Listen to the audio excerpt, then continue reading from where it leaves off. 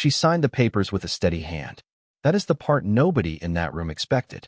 Not her husband, who had been practicing his indifference for weeks and had arrived at that lawyer's office wearing it like a new suit. Not his mother, who had folded her arms the moment she sat down and had not unfolded them since. A woman so certain of her own righteousness that she had stopped questioning it years ago.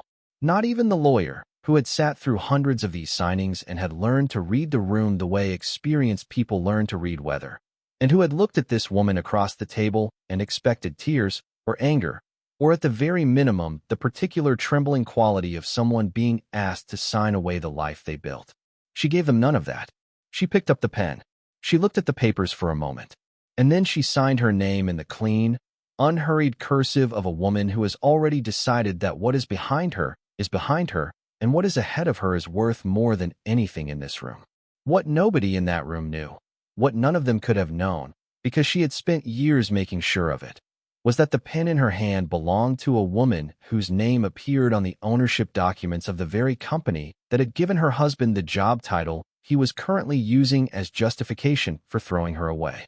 By the end of this story, you will understand that some people let go not because they have nothing left, but because they finally know exactly what they are worth, and they have decided to stop spending it on people who cannot count that high. Before we go any further, let us know in the comments where you are watching from tonight. We would love to hear from you. And please hit that subscribe button right now so you never miss any of our upcoming videos. Now let us go back to the beginning. Because this story, like all the stories that matter, did not begin in a lawyer's office. It began much earlier than that. It began in a small house in Atlanta, Georgia, with a father who believed that the most dangerous thing a woman could be in this world was someone who did not understand money. Her name was Serena Harmon. And the first thing you need to understand about Serena Harmon is that she was never what she appeared to be. Not in the way of people who are performing something, who are wearing a mask or playing a role or concealing something they are ashamed of, but in the way of people who have been taught, carefully and deliberately, and from a very young age, that the truest power is the power that does not announce itself. Her father, a man named Raymond Harmon, had built a logistics and supply chain company in Atlanta from nothing. From a single truck and a rented warehouse and 20 years of 7-day work weeks, and the kind of stubborn, methodical intelligence that does not make headlines but does make wealth, quietly and consistently, over a very long time. Raymond Harmon was not a famous man. He was not a man whose name appeared in newspapers or whose face appeared at charity galas or whose opinions were solicited by journalists writing about Atlanta's business community. He was the kind of man who knew exactly what he had built and had made a decision, early and deliberately, that the people who needed to know about it already knew, and that advertising it to anyone else was both unnecessary and unwise. He had raised Serena with this philosophy the way other parents raise children with religion, as a framework for understanding the world, as a set of principles that govern behavior in ways that went deeper than rules. He had sat with her at the kitchen table from the time she was 8 years old and walked her through the basics of how money works, how companies are structured, how wealth is built, and how it is protected. He had explained the difference between income and assets, between what you earn and what you own, between the appearance of wealth and the reality of it. He had told her, more than once, in a voice that carried the particular quiet authority of a man who had learned everything he knew the hard way. The people who tell everyone what they have are usually the people with the least to protect. You protect what matters by keeping it quiet. Serena had listened. She had understood. And she had spent the rest of her life proving that she had been paying attention. She graduated from Spelman College with a degree in business administration and a minor in finance, and she moved from her college dormitory directly into the offices of her father's company, where she spent 3 years learning the business from the inside out, not as the owner's daughter, not with any special treatment or elevated title, but as someone who needed to understand how every part of the machine worked before she could be trusted to run it. Raymond had insisted on this. He had told her that inheriting a business without understanding it was the fastest way to lose it. She had worked in the warehouse. She had worked in logistics coordination. She had worked in client relations and accounting and operations management. By the time she was 26 and her father was diagnosed with the heart condition that would take him 18 months later, she understood the Harmon family business in a way that very few people outside of Raymond himself had ever understood it. She held his hand in the hospital on the last morning, and he had looked at her with the clear and satisfied eyes of a man who has done what he came to do and said, "You know what it is. Take care of it." She had said she would. She had meant it completely. She had kept her word in ways that would have made him proud, and that nobody outside of her attorney and her financial team would fully understand for years. The holding company she established after his death was called the Harmon Family Trust. It was structured deliberately and carefully to keep her name out of the public record in every way that was legally possible, not because she was hiding anything illegal, but because she had inherited her father's understanding that visibility is a liability when you are building something serious. The trust held the original logistics company, which she had quietly expanded into 2 adjacent markets in the 3 years since Raymond died. It held a small portfolio of commercial real estate across Atlanta that she had been accumulating through a subsidiary since she was 24. It held minority stakes in 4 other businesses whose owners knew the trust as a silent partner and had been given no reason to connect it to the quiet, simply dressed woman who sometimes sat in their board meetings and rarely spoke unless she had something specific and important to say. By the time she was 30 years old, Serena Harmon was worth, conservatively and by the most careful accounting, somewhere between $8 and $12 million. She drove a 5-year-old Honda Accord. She lived in a 3-bedroom house in a good but unremarkable neighborhood in southwest Atlanta. She wore simple clothes and minimal jewelry, and she had, through years of deliberate practice, perfected the particular art of being underestimated. She had not yet decided whether this was a strategy or simply who she was. She would not have to decide for several more years. She met Derek Coleman at a community fundraiser for a youth athletics program in the summer of her 30th year. He was standing near the back of the room with a group of men she did not know, and he was laughing at something one of them had said, a full, unguarded laugh that arrived before he had time to shape it into something more considered, and that was the most genuine thing about him, though she would not understand this until much later. He was handsome in a way that was immediately apparent and that he was not entirely unaware of. He was charming in the specific way of men who have learned early that charm opens doors that effort alone cannot always reach. He introduced himself to her before the evening was half over, and he was attentive and funny and seemed, in those first hours of conversation, to be genuinely interested in what she had to say rather than simply waiting for his turn to speak again. She found this attractive. It was, she would eventually understand, the most expensive thing she ever found attractive. They dated for 14 months. They were careful months on Serena's part. She moved through the relationship with the same deliberate pace she brought to everything she considered significant, taking her time, watching, learning the shape of who Derek Coleman actually was beneath the charm and the confidence and the easy social fluency. What she found, over those 14 months, was a man who was genuinely funny and genuinely warm in his best moments, and who had an ambition that she respected even if she could see, from the particular vantage point of a woman who had been raised inside a serious understanding of what ambition actually requires, that his ambition was still mostly aspiration, still the desire for something rather than the daily discipline of building toward it. She found a man whose mother, Gloria Coleman, had raised him with the unshakable conviction that he deserved more than the world had given him, and that the world's failure to immediately deliver what he deserved was an injustice rather than an invitation to work harder. She found a man who was, at 32, still largely supported by the belief in his own potential rather than the demonstration of it. She found all of this, and she loved him anyway. This was not naivety. It was a choice. A generous and ultimately costly choice that she made with her eyes open because she believed, in the way that people who love deeply always believe, that what she could see in him was what he would eventually become. She was not entirely wrong about what she could see. She was wrong about what he would choose to do with it. They married in the spring of Serena's 31st year. The ceremony was small and beautiful and held in the garden of a friend's home on a Saturday morning when the Atlanta air was still cool and the azaleas were doing what Atlanta azaleas do in spring, which is to bloom so completely and so suddenly that the whole city looks like it has been decorated overnight by someone who was not planning on being subtle about it. Gloria Coleman sat in the front row and smiled the smile of a woman who is performing happiness while privately reserving judgment. Serena's attorney, Patricia, who was the only person present who knew the full picture of what Serena had and what the Harmon Family Trust represented, sat 3 rows back and watched the ceremony with the quiet and careful expression of a woman who hopes very much that she is wrong about the things she is thinking. The early years of the marriage were not unhappy. This is important to say clearly and without softening, because the easiest version of this story would be to paint Derek Coleman as a villain from the beginning, as a man who married Serena with calculation and contempt. That is not what happened. What happened in the first 3 years of their marriage was more ordinary, and in some ways more heartbreaking than that.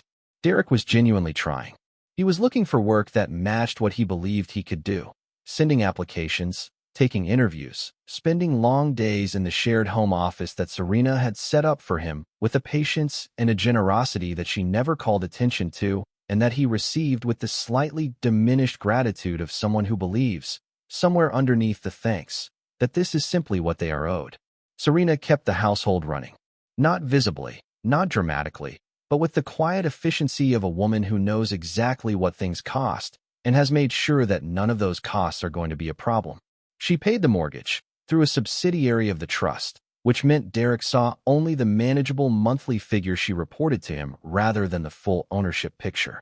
She paid the utilities and the groceries and the car insurance and the 1,000 small expenses that comprised the actual financial architecture of a life together.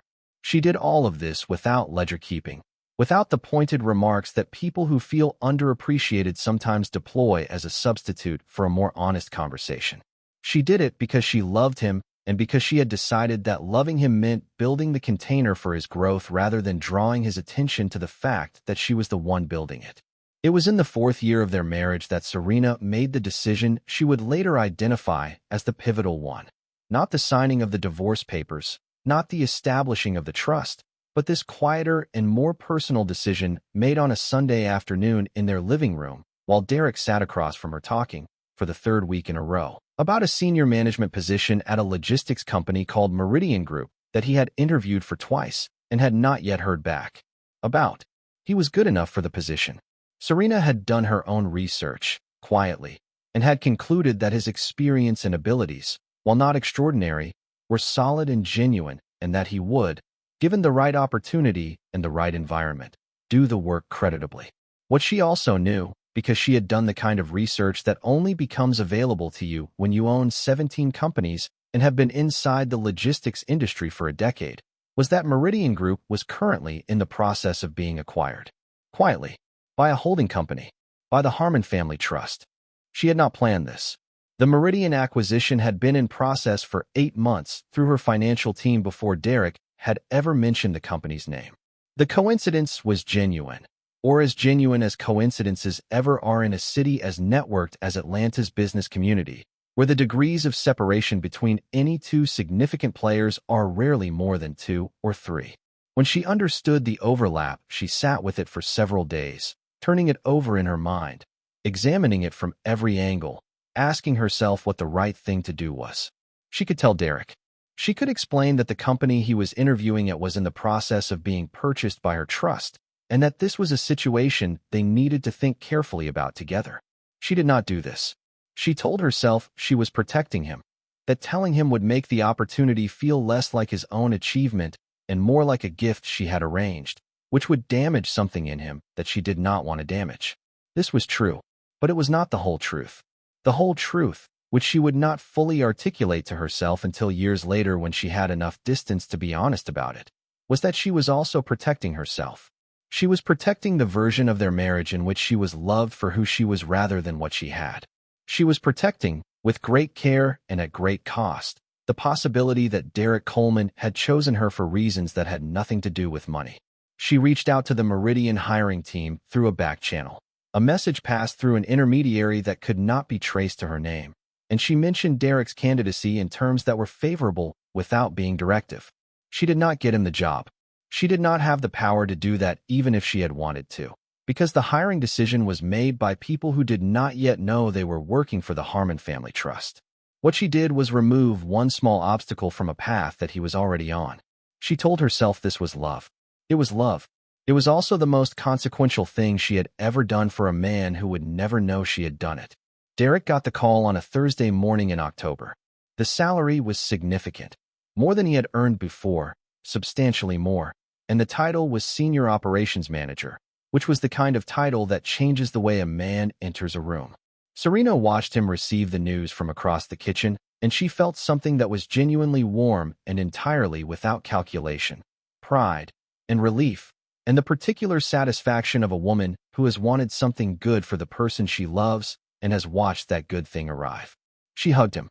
He held on for a long time.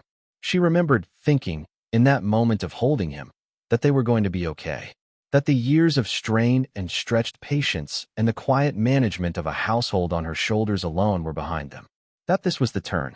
She remembered thinking this clearly and completely. She was not wrong that it was a turn. She was wrong about which direction. The transformation in Derek Coleman did not happen overnight. It did not happen dramatically or all at once, or in the way that transformations happen in stories where the villain reveals himself in a single defining moment. It happened the way water shapes stone, gradually and through repetition. Each small change so incremental that you only understand what has happened when you look at the whole surface and realize it no longer resembles what it was. The new clothes arrived first. Not extravagant. Derek had enough awareness for that, but different, more considered. The clothes of a man who has decided that his outside should match the new story he is telling about his inside. Then came the social calendar. Meridian Group had a particular culture, the kind of culture that mid-sized companies develop when they are trying to present themselves as larger than they are, that involved a certain number of after-work events and networking dinners and industry gatherings that Derek began attending with increasing frequency and decreasing interest in whether Serena attended with him. She was invited, in the early months, with a genuine if slightly distracted warmth that told her she was still part of the picture. Then she was mentioned, as in he mentioned she existed, without the invitation. Then she was not mentioned at all. The phone changed. Not the device. He upgraded that twice, both times with an offhandness that suggested the cost was not something he was going to explain, but the behavior around it. The way it traveled with him to rooms it had not traveled to before. The way it angled away from her when he was looking at it. The way he laughed sometimes at things she could not see, in a register she did not recognize, with a warmth that she had once believed was directed only at her. She noticed all of this with the careful and contained attention of a woman who has been trained, by love and by instinct, to see the things she is not supposed to see and to say nothing until she understands what she is looking at. And she was still looking, still trying to understand, still giving the benefit of a doubt that was getting heavier and harder to carry.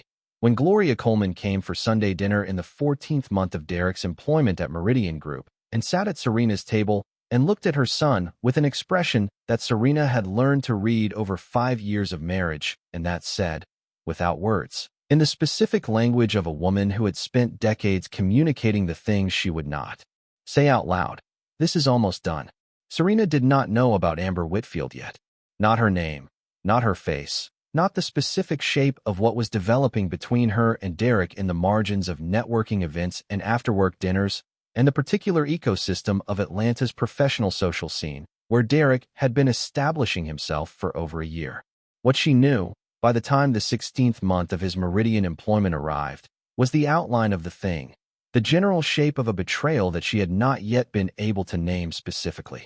She knew it the way the body knows weather before the mind has caught up with it, in the particular quality of the silences between them, in the slight alteration of the temperature of his attention, in the 100 small signals that a woman who has loved someone for 5 years learns to read the way she reads her own face in the mirror, automatically, and without needing to be told what she is looking at.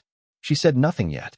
She was waiting, not out of fear, and not out of the kind of paralyzed hope that keeps people in rooms they should have left. She was waiting because she had learned, from her father and from a lifetime of watching how serious things are handled, that the people who act before they fully understand the situation are the people who give away the advantage that patience would have delivered to them for free.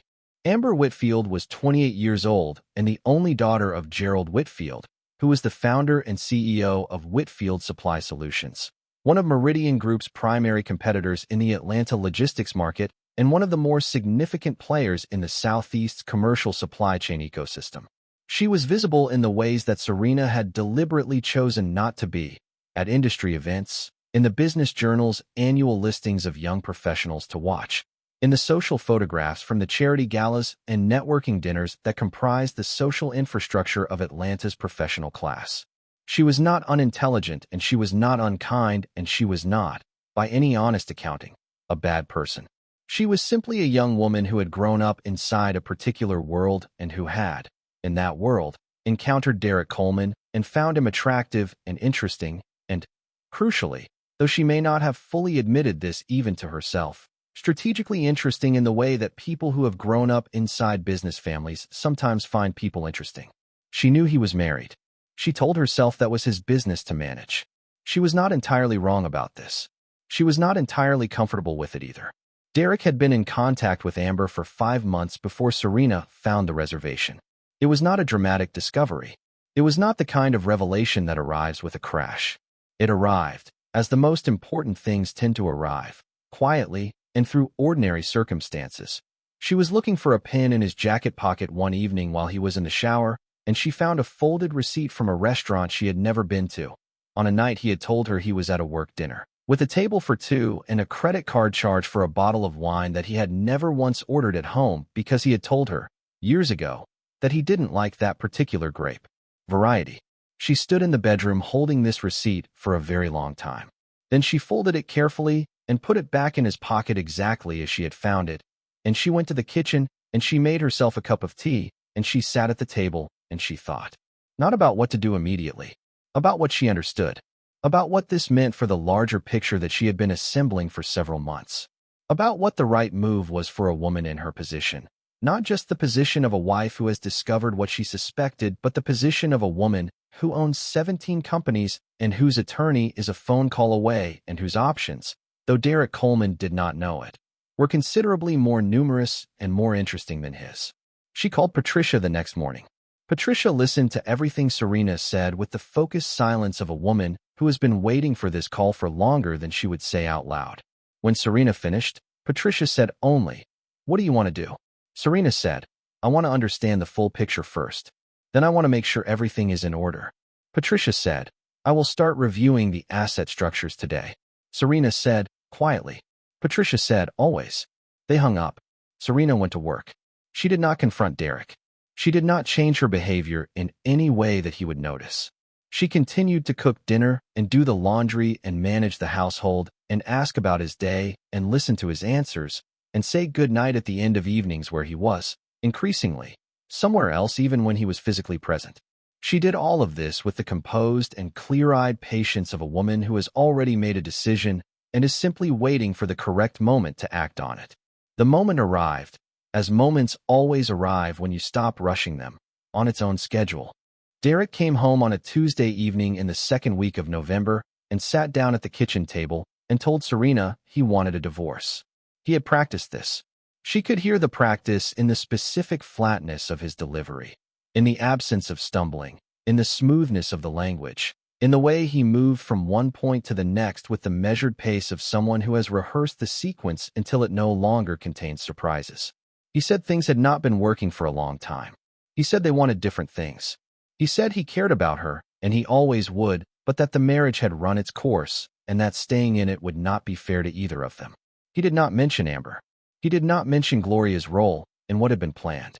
He spoke in the careful, bloodless language of a man who has already emotionally vacated a marriage and is now completing the administrative process of leaving it. The language of someone who has decided that the best approach to causing pain is to be so calm about it that the pain itself seems unreasonable. Serena listened to all of it. She sat with her hands folded on the table and her expression steady, and she let him finish. Then she asked only one question. She said, "Are you sure?" He said yes. She nodded once. She said, "All right then." And she went to bed. 3 days later, Gloria Coleman arrived at the house. Serena had been expecting this, in the way that you expect the second act of something you have been watching develop for months. Gloria arrived at 10 in the morning wearing her best coat and carrying a leather folder that contained the divorce papers, already prepared, already reviewed by a lawyer that Derek had retained through Meridian Group's corporate legal referral service, a detail that would matter later in ways that nobody in that room had thought through carefully enough. Gloria sat down across from Serena at the kitchen table. She arranged herself with the particular deliberate authority of a woman who has rehearsed this moment and is certain of her role in it. Then she looked at Serena, and she said the thing she had come to say. She said that Derek had a future ahead of him that Serena was not equipped to be part of. She said that Serena was a good woman, but that good was not always enough. That a man at Derek's level needed a partner who understood the world he was moving into and could move in it with him. She said that the kindest thing Serena could do, for Derek, for herself, for everyone, was to sign the papers and begin her own next chapter with the settlement that Derek's lawyers had structured generously. She said all of this in the voice of a woman who has decided that what she is doing is mercy, which is the most dangerous kind of cruelty because it cannot see itself clearly. Serena listened to every word. Then she picked up the pen that Gloria had placed beside the papers. A nice pen, a deliberate pen, the pen of someone who wanted this to feel final. And she looked at the papers for a moment. And she thought about her father's voice at the kitchen table telling her that the people who announce their hand before they play it are the people who lose. And she thought about the 17 companies. And she thought about Patricia, who was already 2 weeks into reviewing the asset structures and who had, in a text message 2 nights ago, confirmed that everything was exactly where it needed to be. And she signed. She signed with the steady hand of a woman who is not losing anything she cannot afford to lose and who is, in the act of signing, opening a door that the person across the table cannot see and would not understand even if she could. Gloria left within 20 minutes of the signing, with the particular satisfied energy of a woman who has accomplished what she came to accomplish. Serena closed the door behind her and stood in the hallway for a moment. Then she went to the kitchen and made herself a cup of tea. She sat at the table where she had eaten 5 years of dinners, and she thought about what came next. Not with grief. The grief was there. She was not a woman who did not feel what she felt, but it was a grief she had been carrying for months and had already learned the shape of. She thought with the clean and purposeful attention of a woman who has just closed one chapter and has a very clear idea of what the next one contains. She called Patricia. She said, "It is done." Patricia said, "I know. I saw the filing. Are you okay?" Serena said, "I will be." "What is the timeline on the Meridian restructuring?" Patricia said, "We can move within 30 days. Serena said, "Let us wait 60. I want it to be clean." Patricia said, 60 days it is." They hung up. Serena finished her tea. She looked out the kitchen window at the Atlanta afternoon. And she allowed herself, for the first and only time in this entire story, to feel the specific satisfaction of a woman who has played a very long game with complete patience and is now watching it resolve exactly as she always knew it would. She moved out of the house within 2 weeks of the divorce being finalized. The house had been held in the name of a subsidiary of the Harmon family trust since the day of purchase, a detail that Derek's lawyers had either not discovered or had not considered significant during the settlement negotiations, which had been brief and by the standards of these things notably uncomplicated. Because the assets that appeared in Serena's personal name were modest, and the assets that existed within the trust structure were invisible to anyone who did not know to look for them specifically. She moved into an apartment in Buckhead, a beautiful and spacious apartment in a building whose management company was, through 3 layers of corporate structure, also part of the trust, and she unpacked her things with the deliberate and unhurried energy of a woman who was making her home rather than seeking refuge. Zoe, who was 17 and had spent the last year watching her mother manage everything with a grace that she understood instinctively even before she understood the specific reasons for it, helped carry boxes and did not say much because she had her grandmother's understanding that the most important things do not always need words. At the end of the unpacking, when the apartment looked like somewhere a person actually lived rather than somewhere a person had arrived to lick their wounds, Zoe sat on the kitchen counter and looked at her mother and said, "Are you okay, Mom?" And Serena said, "I am better than okay." And Zoe, who had her grandfather's eyes and her mother's intelligence, said, "I know. I just wanted to hear you say it." Derek and Amber became public almost immediately after the divorce was finalized, a speed that was not surprising to anyone who had been paying attention and that confirmed, for anyone who needed confirming, how long the situation had actually been in development. They were photographed at a Whitfield company event within 3 weeks of the ink drying. Gloria was photographed at a family dinner with Amber 2 weeks after that, wearing an expression of settled satisfaction that was visible from across the restaurant. Derek moved into a newer apartment in Midtown, nicer than anything he had lived in before the Meridian salary.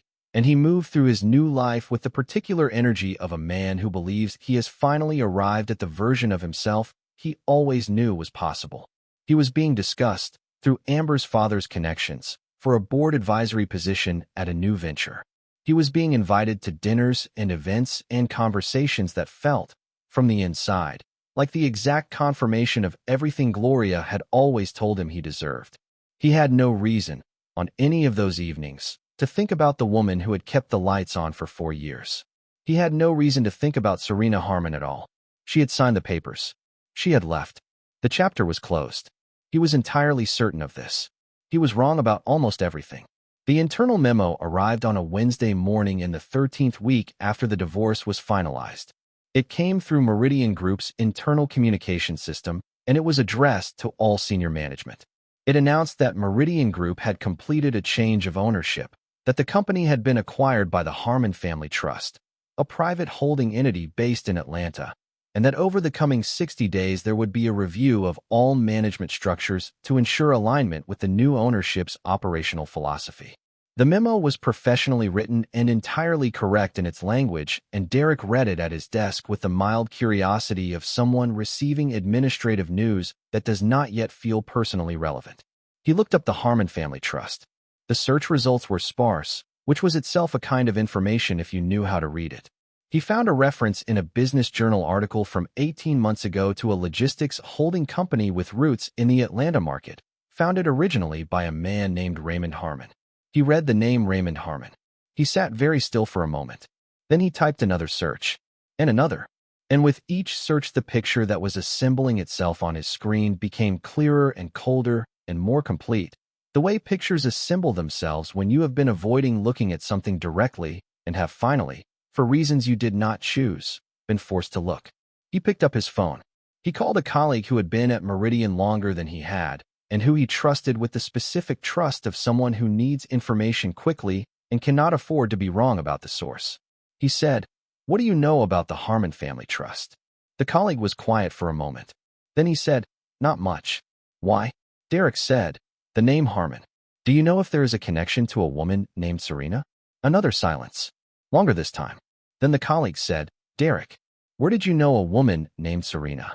And Derek sat at his desk in the office of the company that his ex-wife owned, and he felt something move through him that had no name he wanted to use. A cold and comprehensive understanding. A reckoning that arrived not with drama, but with the quiet and absolute finality of something that has always been true and has simply been waiting for the moment of being seen. Patricia's letter arrived at Meridian Group's board 3 days after Derek made his calls. It was addressed to the interim board chair, a position that had been established as part of the ownership transition, and it was written in the precise and measured language of a woman who has been a corporate attorney for 20 years and who understands that the most powerful documents are the ones that say exactly what needs to be said and nothing more.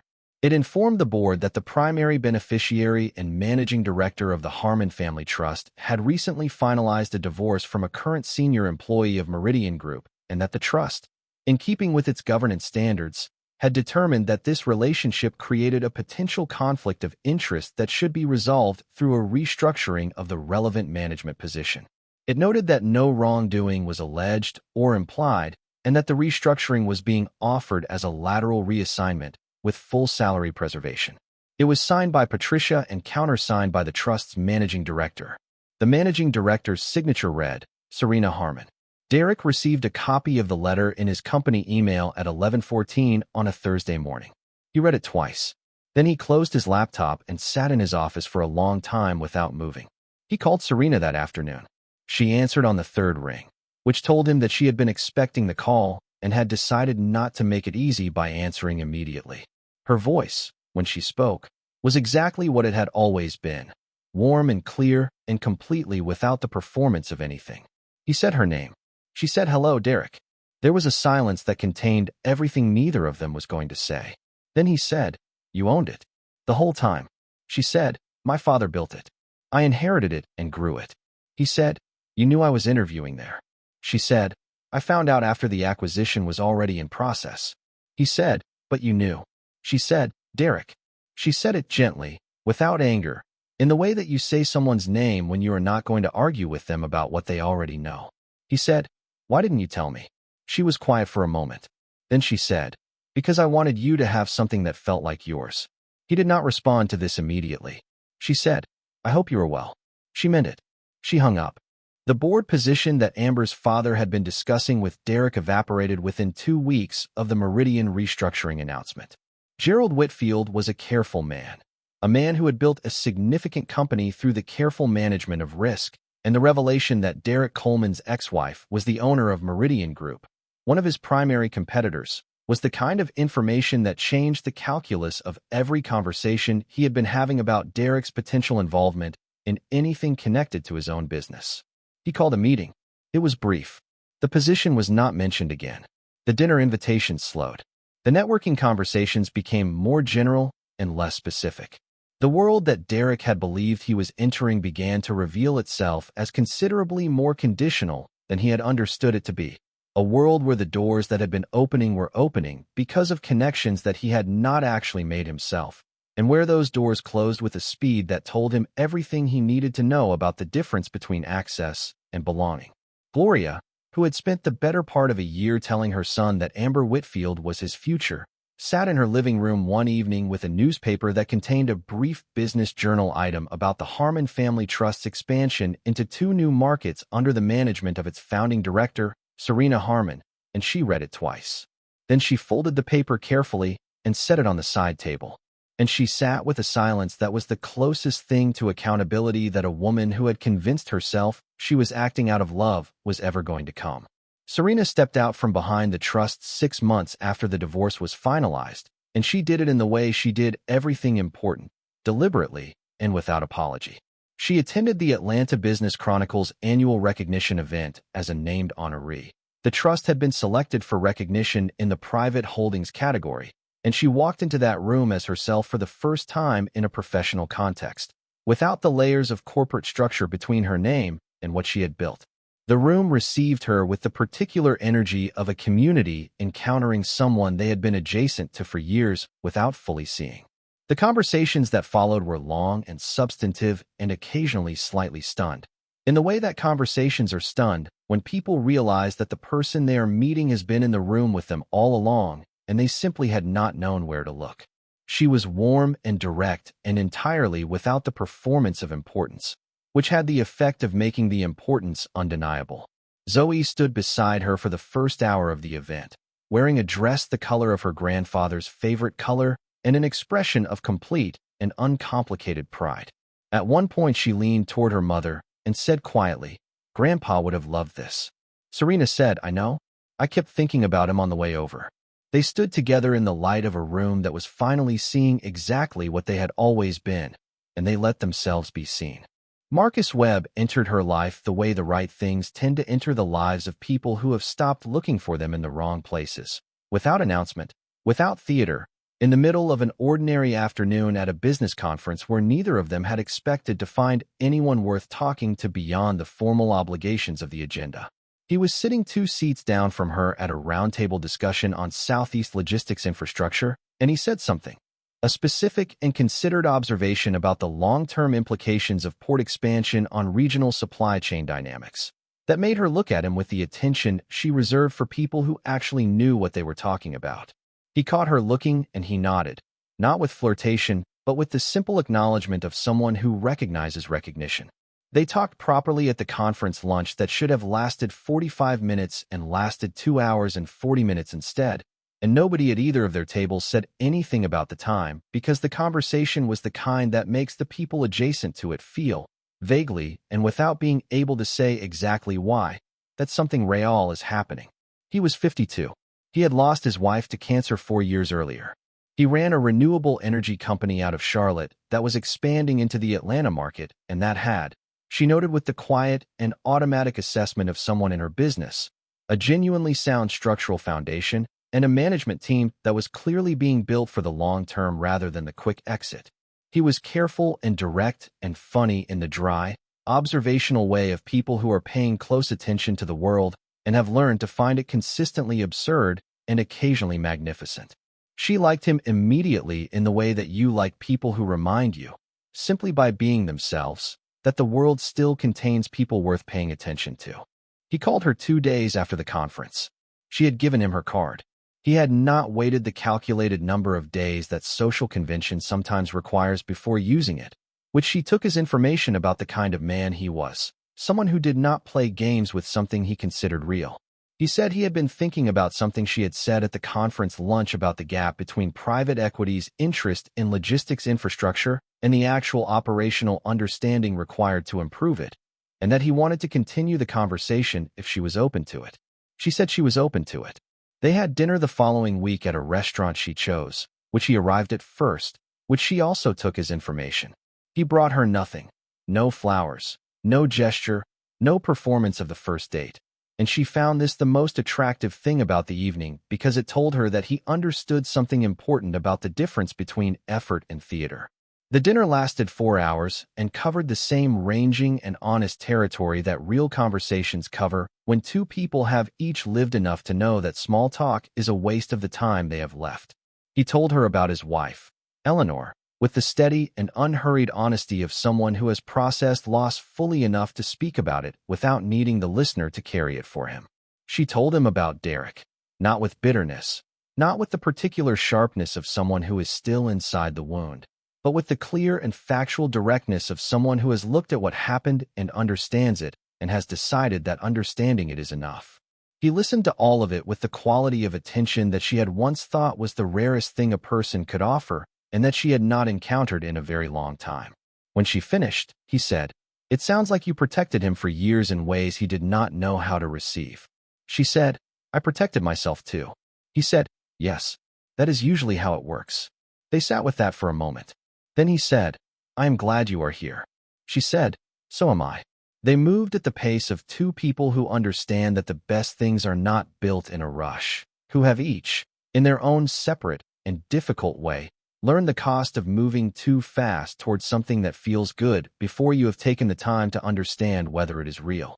They saw each other every week or so, and the weeks became months, and the months accumulated the weight of two people choosing each other repeatedly and finding, with each repetition, that the choice holds and deepens and becomes its own kind of certainty. Marcus met Zoe on a Sunday afternoon 4 months into the relationship. A lunch at Serena's apartment that Zoe had agreed to with the cautious and watchful generosity of a young woman who loves her mother and is not going to pretend that caution is not warranted. She watched Marcus for the entire lunch with the focused attention of someone conducting an assessment. At the end of it, when Marcus had gone and Zoe was helping Serena clean up, she said, "He actually listens when you talk." Serena said, "I noticed that too." Zoe said, "And he asked me questions about my own life and actually waited for the answers." Serena said, "Yes." Zoe was quiet for a moment.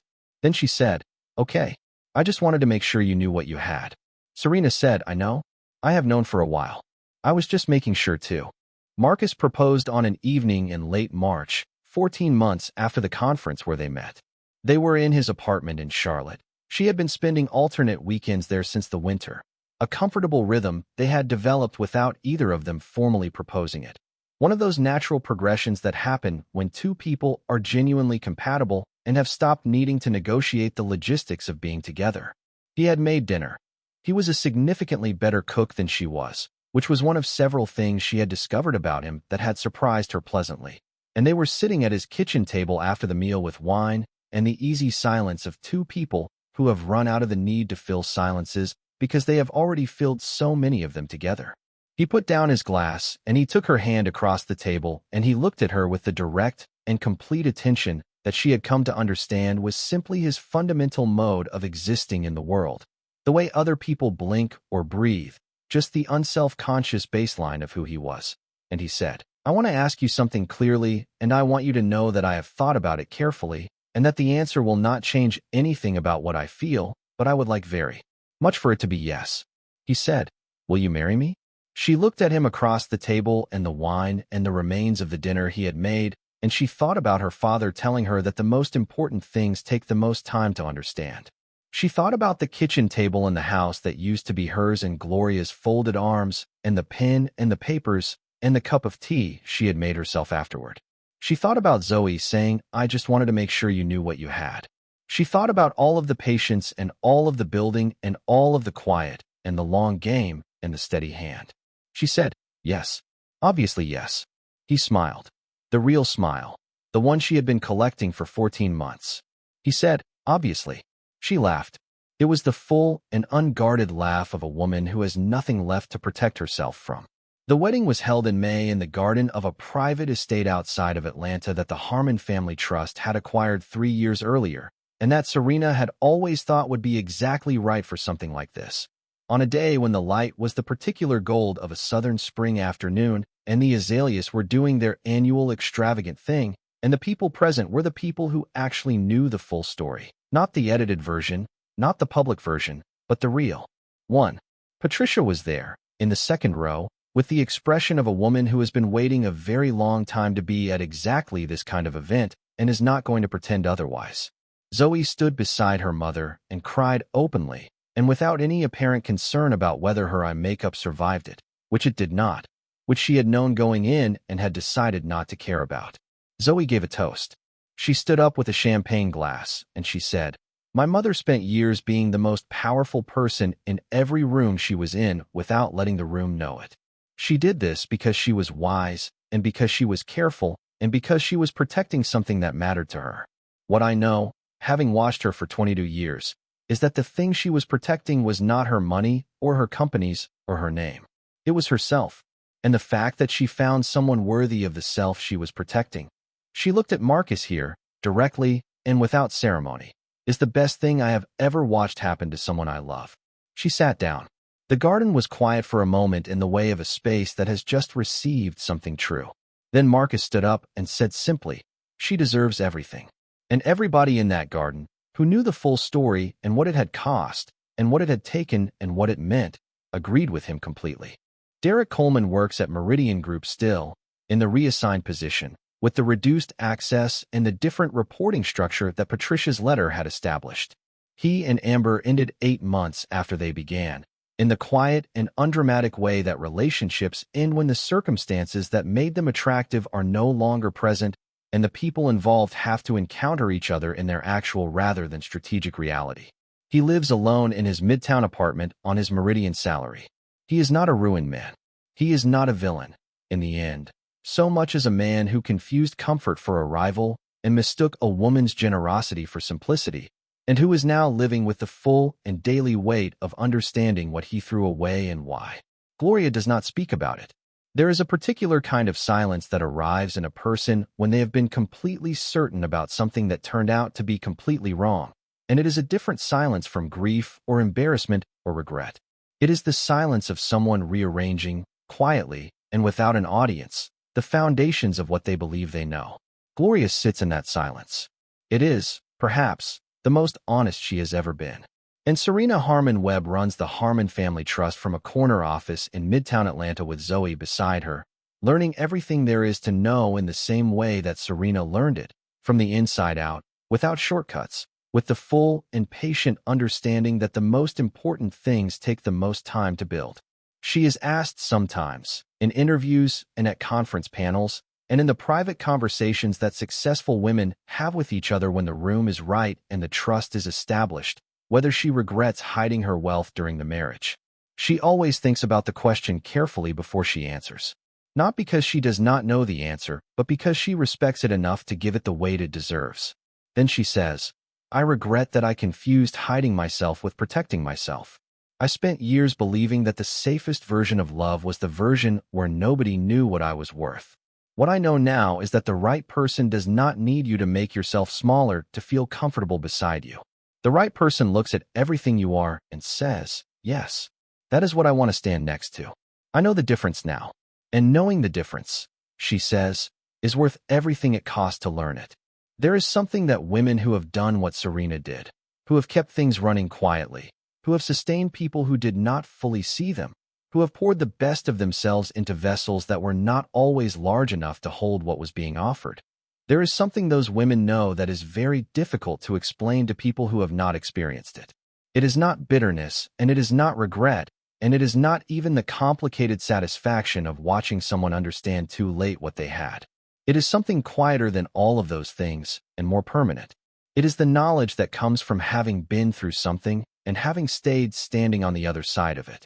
The knowledge that you were never as small as you allowed yourself to appear. That the power you were sitting on while you made someone else's coffee and paid someone else's bills and kept someone else's lights on was not diminished by being sat on. That it was there the whole time, patient and complete and waiting for you to finally, fully, use it. Serena Harmon Webb knows this the way she knows everything her father taught her. Not as information, but as understanding, lived and tested and proven true at the highest possible cost and the most meaningful possible return. Before you go tonight, we want to ask you something directly. Have you ever held someone up, quietly, without recognition, without the acknowledgement you deserved, while they found their footing? Have you ever been the reason someone else was standing while they told the room it was their own legs holding them up? Drop it in the comments. Tell us your story. Tell us what you carried and how long you carried it, and what happened when you finally set it down. Because this channel exists for exactly those stories. For the letters that were never sent. For the truths that were never said out loud in the rooms where they needed to be heard. Share this story with someone who needs to hear tonight that their patience is not weakness and their silence is not defeat, and that the power they have been sitting on quietly is still there, waiting, as patient as they have been. And subscribe to Letters Never Sent, because next week we have a story about a woman who discovered, 40 years after her mother's death, a box of letters that rewrote everything she thought she knew about where she came from and who she was always meant to be. You will not want to miss it. Some letters are never sent. But here, in this quiet space we have built together, they are finally heard.